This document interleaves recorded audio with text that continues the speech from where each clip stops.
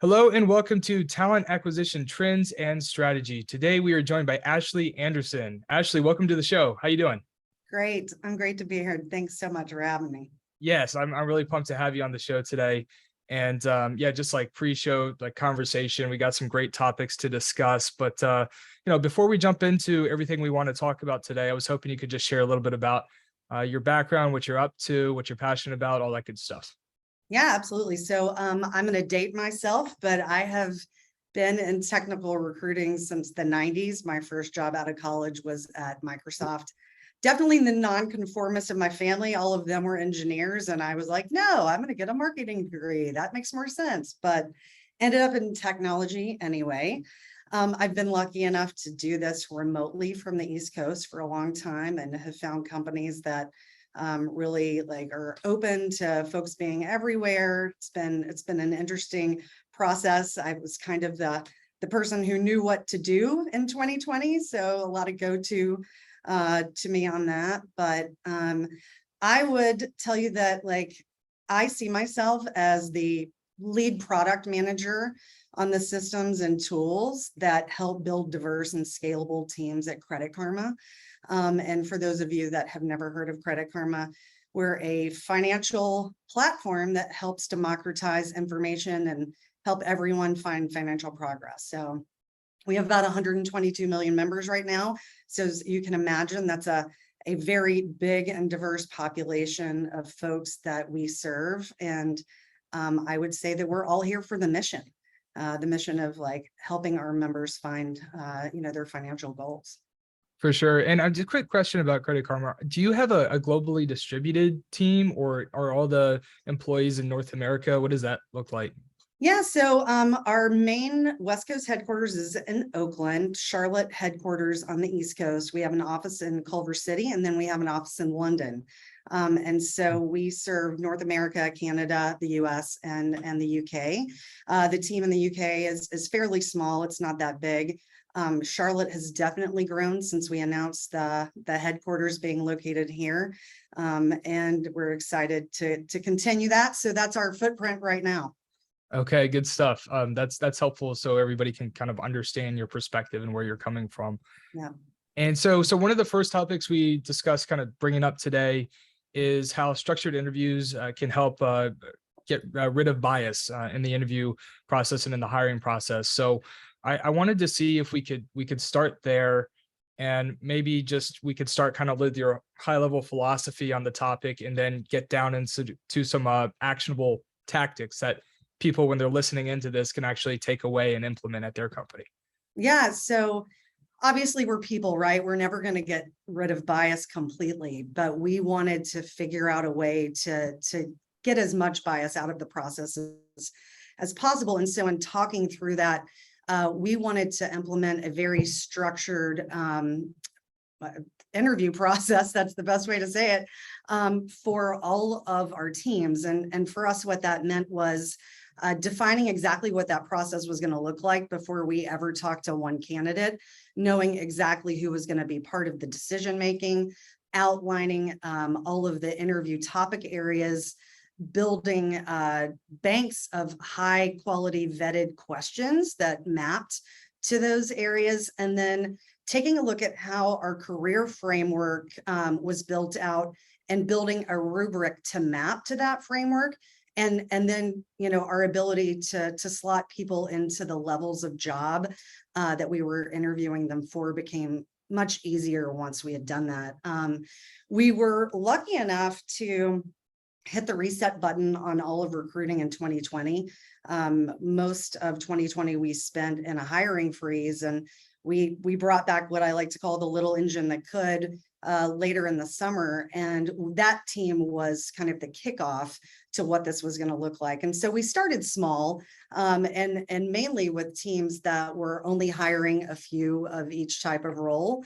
But with the learning that we took from those teams, we were able to then get the buy-in from our engineering team, which is where most of our hiring is done. Like 85-90% of our hires are technical. We do not have a sales team. We don't have a large marketing team. You know, we are very heavily staffed with technical folks. And so that has been a really great evolution to watch in terms of adoption. From first, it was product engineering, where we're kind of hiring the same types of engineers every day, all day. And now that structured interviewing has been mapped out to literally every role that we open. And so some are, you know, predetermined because we've been doing it a long time. And then sometimes we'll have a role that's not been opened in the last 3 years. And so we'll start that process from the beginning and make sure that our hiring managers understand exactly what we're expecting from them. I like to say, this is not Burger King. You do not get it your way. We're going to help you. We are your business partner. And so it's been great to watch the adoption just kind of take hold and spread throughout the organization. Yeah, for sure. So I have a quick question about structured and kind of pre-planned, if you will, interview questions, right? I think one of the challenges that companies kind of run into is that whenever a new role is open, it requires a certain amount of time involvement to craft out those custom questions. And it's like you can jump on a kickoff with the hiring manager and try to get on their schedule and try to ask them what they want to accomplish. And so it's like, it's kind of there has to be a member from talent acquisition present, as well as from the hiring team. And then also maybe a junior recruiter isn't the best person for that, right? So you need a senior level team member. So just from like a process and bandwidth perspective, how do you ensure that you can roll that out for every new position without it just becoming like a massive bottleneck to getting started? Yeah, so I think what's really interesting about the way that we have set up the kickoff process is we work off prioritization. So we might have, you know, 500-600 roles to fill in any given year. We are not going to kick all of those off at once. And so I work with the executive team to really understand what roles are the priority based on the product roadmaps, what interdependencies there could be between teams. And then we allocate like different parts of our capacity to those teams and orgs across Credit Karma. And so we are not the team that has a recruiter work on 40 recs at a time. I want them to do 10 things really well, really quickly, rather than paper push 40 recs through a process and not have any real impact on the business. And so we do a good job with that prioritization process. There's a set of expectations that the hiring managers and the hiring teams understand before they even ever get to talk to someone from my team. We send them documentation and kind of a list of things that we expect for them to build before we even ever meet with them. And they're given anywhere between a week and 3 weeks to get that together. And then once something is prioritized, I can't obviously prioritize something. That's the executive team's job, but I can unprioritize something. So if I'm not getting the attention that we expect on filling a role for a team, I will definitely hit pause and say, okay, look, you're clearly not ready to really work on this. So we're going to come back to you later. And then they'll just get unprioritized. So we get the buy-in because they understand time is of the essence. They're going to get a certain amount of our time. And if they're not going to give it to us, then we're going to walk away. So one thing, now this was at a much smaller company, but one thing I did in the past, I was taking on a chief people officer role with like a 100-person SaaS company, right? And what we did is we actually put into the approval process that they had to fill all this stuff out proactively. So if they didn't have this information ready to go, then the role wouldn't go live. I love that. Which I'll be honest, some people were not happy about that. but it really did tighten up the process, and it decreased our time to fill and quality of hire. I mean, it just gave us a lift across the board on a lot of different metrics. So I just think that that's like a challenge, and I'm assuming like the larger the organization, the more difficult it becomes to just keep everything, I guess, like organized, right? Right. For us too, we've given the business time to figure out exactly what they were, right? So we're not going to let them change the rules of the game during the process. And by that, I mean like the scope of the role, the level of the role, the location of the role. We've given you time to go figure out exactly what you want. Like, go do that, go do your homework so that we can cut that time to fill down. So to your point, like go get your shit together, like go get it Right. done, you know? Yeah, exactly. So I actually, and another thing I wanted to slow down on that you mentioned was prioritization, which again, is like the larger you get, the more recs you have, the more important that is. So how do you tier prioritization? So like what I did, we worked primarily for our clients within Greenhouse. So Mhm. I'd actually go in there and create custom fields in terms of like tier 1, tier 2, and tier 3. And we kind of segmented it by like tier 1 would mean full life cycle support, right? Like we're pushing it to the top. Not only it's going to get our time, but our recruiters are going to work full life cycle. So they're doing everything from sourcing to screening to, pushing them along through the process to offer and everything else. And then tier 2 would be just like managing inbound candidate flow, for instance, right? Setting up screening calls directly for hiring managers, the recruiting team not doing that, and then assisting in offers. And we would kind of, switch around tier 2 a little bit in terms of responsibilities based on the company. And Yeah. then tier 3 would be like backlog, or, sometimes it would just be like hiring managers need to handle it themselves, right? Yeah. But I'm curious how you went about prioritization and how that changes like the point of impact of the talent acquisition team. Yeah, so that has definitely changed over the years. So the team that I inherited, there was this self-service model. So if you weren't getting, to your point, full support, then hiring managers could go work on any rec that they wanted to, kind of what we call eat what you kill, right? Whatever you bring in, you can have. And then we would, once someone needed an offer, run with that. Well, it wasn't great for candidate experience, right? People weren't understanding of what exactly was important to candidates, because while I think a lot of people in the business, and I'm not speaking for Credit Karma, I'm just saying in general, think that the recruiting is the part of their job that they don't have time to do. They don't understand that it really is an art and a science. So we were definitely in that model before. After the pandemic, when we came back and like hit the reset button, we got rid of self-service completely. And so we have 3 tiers. We have not prioritized, and then we have RP1 and then RP0. And so the RP1 is, to a baseball analogy, because we got a lot of sports folks on my team, that's your on deck status, right? That's when you're going to get this list of homework that you need to pull together, your interview team, the questions, the interview format, all of that. And then you could be sitting on deck anywhere from, 1 week to 3 months. Once something is in our one, it's the homework of the hiring manager. Now, your leader might say, you're not ready for RP0 because some other business critical need has come up, whether that's a change in the product roadmap or potentially like a critical backfill, right? Like could supersede anything that had been on deck.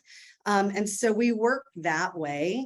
And once you are live, you get full support. And that means sourcing, all of it. And we have, as I said, a large technical base. And so a lot of the candidates that we hire are passive. We have to create those pipelines because, there's only a certain number of machine learning engineers, and we want the best of the best, right? So we're having to go out and create that. But once you get that RP0, you are fully supported by my team. So it's basically like we're not working on it or we're all in on it. Like Correct. so that's okay. From a quality perspective, that's definitely the best way to go about it. I feel like that makes a lot of sense. And that's RP0. Like that's, Yep. Okay. All right.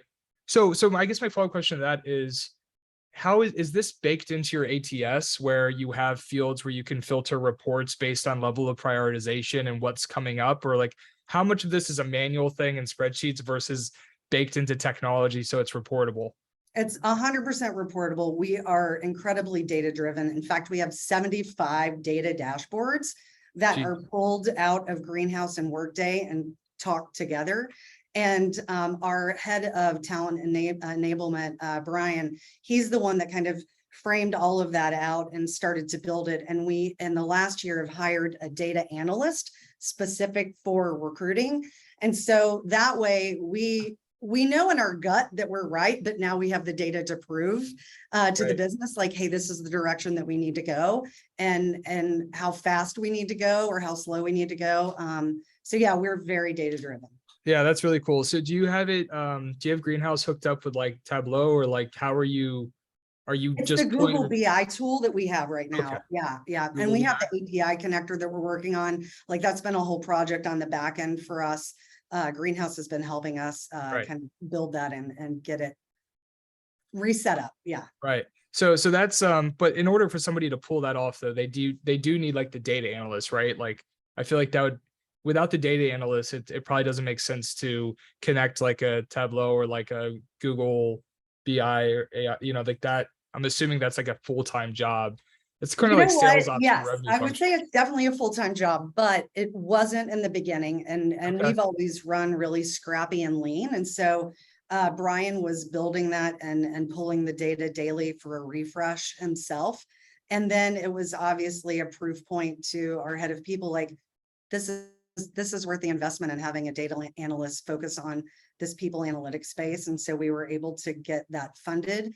But he, in the beginning, back in 2020 and even 2019, had started to build out those dashboards. So That's really cool. I mean, that's, to me, that's one of the key indicators to know that a company is really investing properly in talent acquisition. Like yeah, you want talent acquisition to be at least just as data driven and baked into technology as you would see in a revenue org, right? And absolutely. it's, what's really weird about tech is that at a lot of organizations, you'll see like very robust tech stacks and data driven approaches to sales and marketing. And then you'll see like a very weakly implemented greenhouse. Right, right. And you're just like, because they're just not allocating enough budget. And then it gets into the philosophy. Like one of the conversations I've been having lately is like, there's like kind of two philosophies on talent acquisition. One is that, it's a cost center. And then the other philosophy is that no, like people are the primary driver of value, Totally. right? And this is something that's going to directly impact revenue growth, the future of our product roadmap, right? Yep. All of these things. And so that's why it's so important to get this right. Um, Absolutely. And we have an entire what we call the talent enablement team. And we modeled that after sales enablement, right? Like you have, to your point, all of these big companies, small companies that invest in a sales enablement team. Well, why wouldn't we give that to my team, right? That we look at them as the baseline pyramid of everything that drives hiring, right? They are there to make us operationally efficient and better and faster. And so we're very lucky that we have a buy-in from the very top, the executive team. I am one of the only people that goes to their meeting every other week to talk to them about it's not like I'm getting sent to the principal's office. It's more of like, hey, what can we do to help you? What do you need? What do we need to tell our teams? And so I would say I've never worked anywhere where talent has such a loud voice at the yeah. table. Yeah. This is, I mean, in terms of the conversations I've had thus far on the podcast, like this is one of the, this is an example of one of the companies that seems to be doing it the right way. And it is few and far between. Like a lot of the companies that and leaders I've had the opportunity to speak with, like they just don't have that robust of a program in place. So I have a lot of questions for you, and I know we're kind of like going deeper into this topic, and we really haven't talked about too much about bias, but I wanted to just ask you just like some questions about the size, how many openings you have, kind of like the size of the talent acquisition team, and just go through a couple like funnel metrics in terms of like percentages and stuff. So I guess my first question is, at any given time, how many openings is your team managing? Like including the backlog, like the whole thing, the Like backlog, everything that's not even open, like things yeah, and just that growth number is always a moving target, right? It depends on what attrition is, and our attrition is super low. It's the lowest it's been. It's under 10%, which is incredible. I think yeah, that's cool. the tech average is like 18%. So at any given time, the moving target could be anywhere between 400, 500, 600, like it Okay. really depends on the day. And right now we're at the start of our fiscal year. So our fiscal year runs August 1st to July 31st. And so part of this prioritization process that we have is we are working with our HR business partners as they do talent planning and org design to understand 2 quarters in advance, is my team right size based on that ask? And that isn't a number, right? That is a complexity score in my mind, because not all roles are created equal. And if you're going to come to me and say, I need like 100 staff data engineers, that's very different than hiring, 100 marketing folks, right? It's just dependent on the complexity of the role. And so we do that kind of 2 quarters in advance. We're working with them to figure that out. And the evolution of our team, like the path we're going towards, we've started to build out what we call the research function. And the best way that you can think about this is a Venn diagram of an HR business partner, a sourcing recruiter, and a data analyst, because what we want to be able to do is work with the leaders and work with the HR business partners to say, okay, these are your org design choices. This is the list of headcount. You know the number of heads that you get in terms of growth this year. But if these are the choices you're making, this is the trade-off. Like, this is where this talent is. This is how hard it is to hire. This is how long it takes to hire them. So helping them actually understand the choices that they're making in terms of that org planning. And that's not fully baked. It's really like an idea that was born in the last year that we're starting to build out, but that I think will be our secret sauce.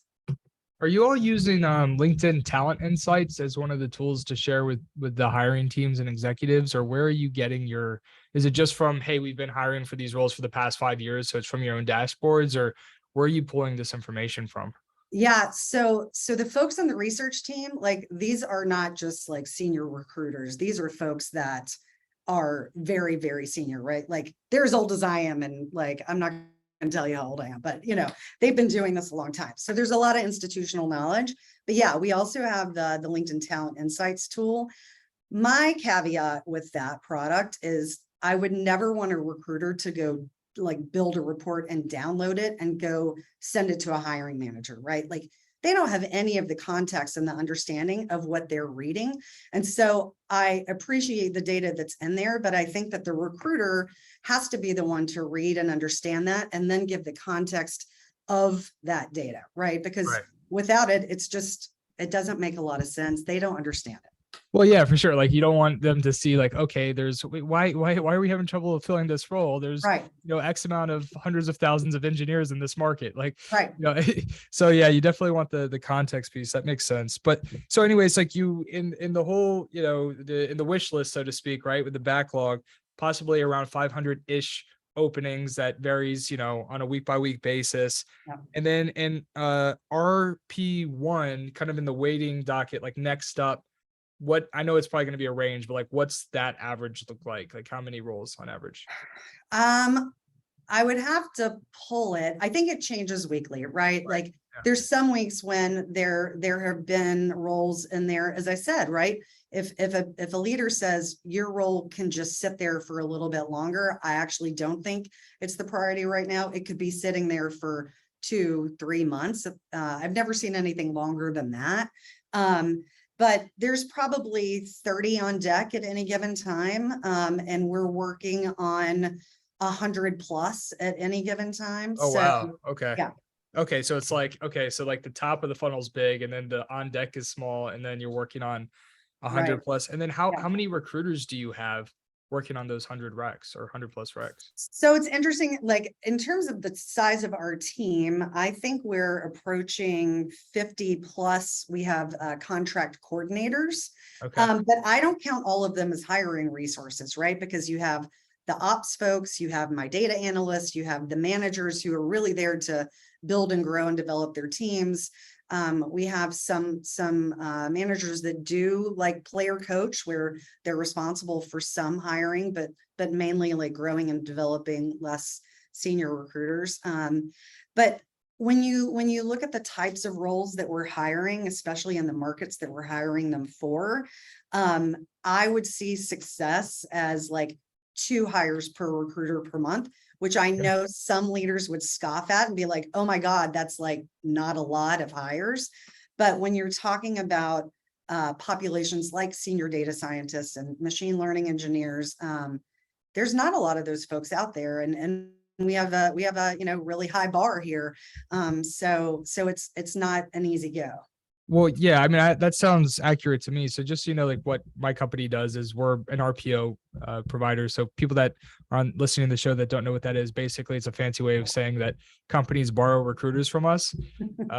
And so we work with a ton of tech companies, and what we tell them is like, on average, our recruiters are going to make 2 to 3 hires a month for you. There are some environments where it could be one, right? And there's some environments, like we have a couple clients where it's like 7 or 8, but Right. that is the anomaly, right? Like that's not common. And it's one of those challenges, right? As being a talent acquisition leader, communicating to the leadership team that, it's not, you don't always want to optimize toward volume. And you don't always want to optimize towards speed either, right? It's about, like, it's better to have a more robust talent team. And honestly, I would love if all my clients were just like 2 hires enough is perfect, right? Yeah. I'd love Yeah. if they didn't try to push me to 3 or 4. I mean, they're always going to want more, but it's like, the quality of hire at scale is going to exponentially impact the success of the organization. Absolutely. And Um, it really is the complexity too, right? I mean, right. I have one of my most senior IC recruiters. He made 6 hires last year, but let me tell you about those 6 hires, right? They're like VP of engineering. And then I have a technical recruiter who's hired 50 engineers in the year, right? And so it just is, it's dependent upon the role and the teams and all of that. So yeah, like 2 per recruiter per month. But it's really more nuanced than that. It really is. Yeah. It's obviously like a VP search is going to take up at least half of somebody's time, Mhm. right? Versus, if it's maybe just a down the pipe mid to senior level engineer, maybe they can work on, for that type of search. Like, what do you like? What's a full plate? Like 6 to 10 openings at a time for if someone's So working on we down the have pipe engineering? actually, JB, who's been handling a lot of our senior engineering, he will handle, like kind of 1 or 2 of those VP level roles at any given time, full cycle. And then additionally kind of lean in on building pipelines for other more senior roles like director and above level. But we just hired our first, recruiter who will solely focus on leadership roles. And so we have this, what we call the leadership trifecta. And there's 3 folks who triangulate on that, building kind of pipeline and then talking to candidates and closing candidates. And so it's never any one person at that level, but kind of a collective between them. But they have really figured out who's great at what, right? Like, I think what our team has done is figured out each other's superpowers and leaned into that. For sure. Yeah, that makes a lot of sense. And I really love how you built out the organization. And I love how you and the rest of the leadership team didn't just completely dissolve the talent acquisition program in the middle of COVID, right? Because it's actually, you use that time for planning, Yeah. which I assumed meant that when we entered the growth market again, you were able to capture top talent versus organizations that cut too deep Right. and talent acquisition budget, and then we're digging out of a hole and trying to hire recruiters when everybody else was, and took too long to realize that recruiter pay had jumped, like in some cases like 2x. So it's like I think the company's definitely one that see, I guess, talent acquisition as an ongoing function that's more strategic versus like this light switch approach Right. that you just turn off and shut down in a down market, right? Yeah, I think what the Credit Karma leadership team did was really prioritize people over profit. So in the March, April timeframe of 2020, I spent like 8 weeks finding almost 100 people new jobs across Credit Karma, because they came to me and said, we're not going to do a layoff, but we need to find these folks homes where they're doing meaningful work for our members. And so for me, it was kind of a game of Tetris, right? Where I was taking a look at what people had done before, what I know their superpowers to be, where they're interested in learning, and then kind of put them across all of these different verticals, and like test engineering and product management, like you name it. And so then when it was time to flip that switch back on and bring folks back, we weren't starting from scratch. And so I think that was part of the reason we've had such a giant rebound and as quickly as we did, is because we didn't do a layoff. We kept all of the really great talent in house. So I don't know if this is the right phrase, but is that like, when you're like repositioning people within the company, is that talent management or career Like, what's the right way to say that? No, I think you're right. Like, I think it is talent Okay. management, and Credit Karma does an incredible job with that. I think the success of that redeployment really springboard internal mobility for us. That coupled with, we have what's called our PDP every year, which is our professional development plan. We're given like a sizable amount of money and the days off that you want to take classes or go to conferences, whatever it is, right? Books. And so all of those things, I think, really have made a difference in talent management, finding people new roles, making sure that you're retaining the talent, and ultimately, keeping that attrition under 10%. For sure, for sure. So from a process standpoint, if we're using the term talent management, basically, okay, before we open a rec, let's see if we have anybody within the organization that has this skill set, that would be able to fulfill this function. It makes a lot of sense intuitively, like, hey, let's do that before we bring in somebody else. But I feel like it's obviously harder to execute. So from a tactical process perspective, how do you implement that? Like, how did you actually go about, like, step by step doing that? Well, we incented the folks that did not have their headcount prioritized to say post internally first, right? Because we have obviously the internal career site where people can go and take a look at what else is going on here and internally. So we were able to post a lot of roles that had been scoped out previously for the fiscal year immediately. And then it's not really voluntold, right? Like we feel very strongly about ensuring that everyone has a chance to interview. So we're not going to say, hey, James, I know you're really good at this. Why don't you just come on over here into this seat? We want to make sure that everyone has an opportunity to raise their hand and interview for that. And we've made that really easy because at Credit Karma, we have true pay equity. And by that, I mean, if you're a senior recruiter and I'm a senior recruiter and we're both in Charlotte, then we are paid exactly the same. And so folks understand that if they're going to be transferring into this job, if they are doing the same job as someone who has more tenure or more senior, like in terms of years of experience or, different gender, different ethnicity, everybody is paid exactly the same. And so I think that has made those moves much more fluid. And then back to the structured interviewing, we all know that this person has been through the same interview process. And so there's not this, well, like, oh, Andy's team interviews differently than my team, and that person's on Andy's team, so I don't want to consider them. So all of that has made mobility across Credit Karma much easier. Equitable salaries translating into easier internal mobility is not a concept that I've thought about before. So I feel like that's a really cool takeaway that I just wanted to slow down on and make sure that Nick puts as a chapter for the podcast. So yeah, that's really cool. And so, we're coming up on time here. I wanted to talk about attrition rates. Yeah. So the stat I have in front of me is that there was pretty significant decrease in attrition. So could you tell us specifically where your team started with attrition, or where the company started with attrition rather, and where you ended up, which I believe you said is like around 10% or under 10%. What's the high level stats? And then what is, high level strategy getting into tactics in terms of how to tackle attrition and cut down on it? Yeah, so I think it's a big topic to Yeah, try. there's like 100 things to talk about there. In. Sorry. Yeah.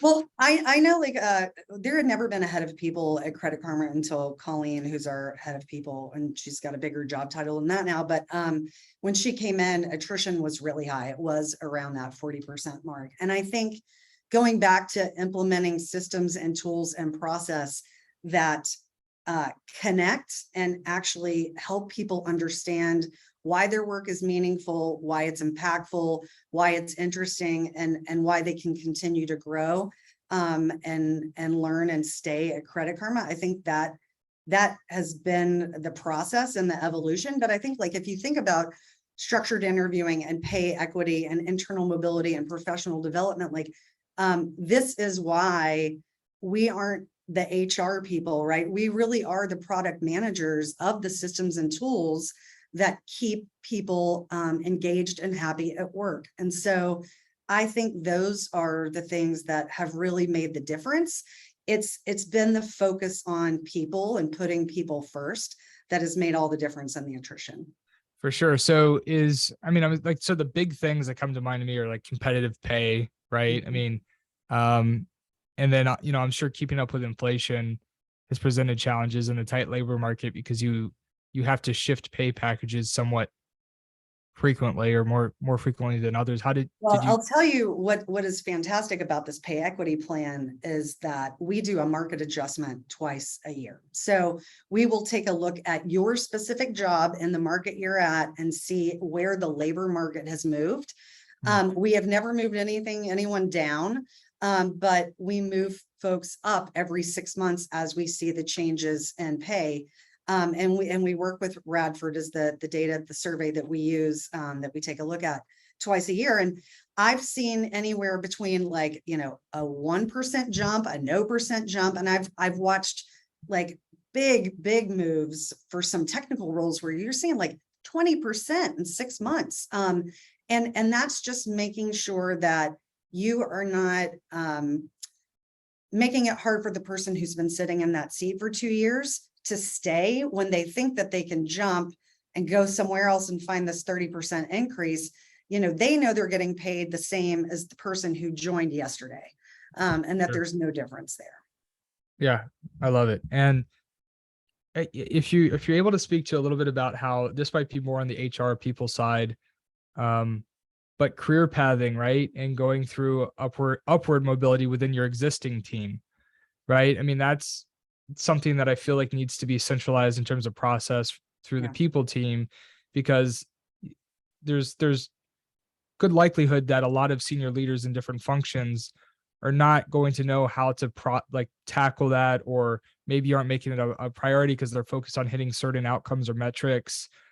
So do you know how your team implemented kind of career pathing, upward mobility, promotion path within each function to make it work at scale? Yeah, so that the HR business partners work really closely to build out those career frameworks so that people understand exactly what they need to do in order to get there, right? That it's not some moving target and the rules are changing all the time on them. We also do a twice annual review of all the teams, right? So like you sit down with the leader and you talk about exactly where they are and kind of what you're working on with them, and then the expectation for promotion. And our promo opportunity is every quarter. So you don't have to wait a full year to get promoted. I think there's a lot to be said about that, because people could, be ready in August. And if your promo opportunities not until the next July or whatever, then they're probably going to look somewhere else because they know that they can make more money. But since we do that quarterly and we do the review twice a year, it's very clear to folks exactly where they are and what they need to work on. Yeah, for sure. I think I agree with that. I think a lot of companies kind of shoot themselves in the foot because they have these very long waiting periods to be eligible for promotion. And, sometimes like the person that's moving up quickly is the the one you want to continue to move.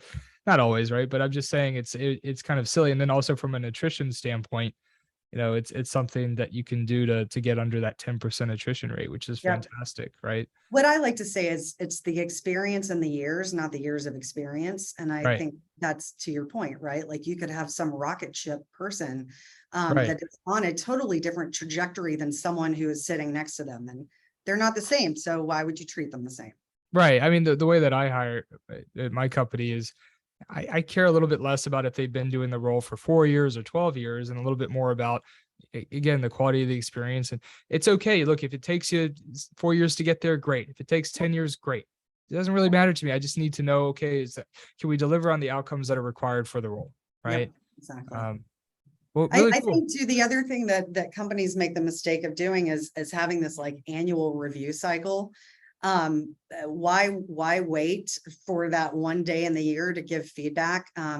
We use a tool called 15-5, where it's the premise is like the person spends 15 minutes every week kind of filling it out, and the manager spends 5 minutes reviewing it. And so our thing at Credit Karma is just constant feedback. Like you're always understanding kind of like what priorities are, what the next steps are, and it's not Right. just waiting until that D-Day to find out exactly what your manager thinks about you.